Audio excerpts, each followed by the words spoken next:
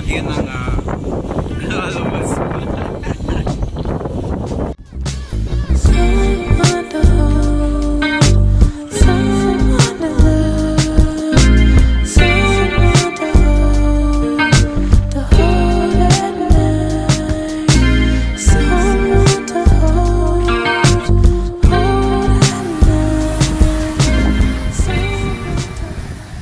Bagyong Christine.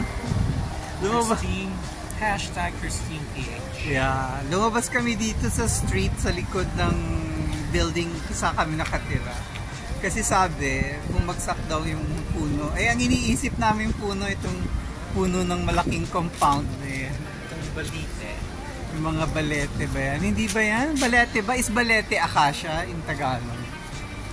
So, hindi naman pala. Meron lang din malaking mapayat na puno doon sa kabila, doon sa may Corona warehouse or factory.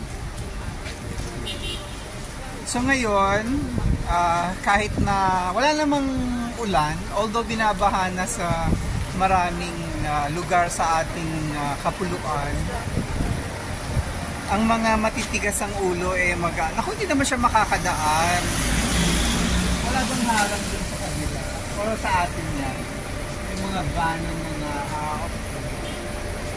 So yarn. So pupunta kami McDonald's. At kami magde-dinner. Dinner. Kasi kumain na ako ng 3 Spanish bread. Hindi ka ba nabusog sa Spanish bread? So yarn, malakas ang hangin, baka maingay nag-recording.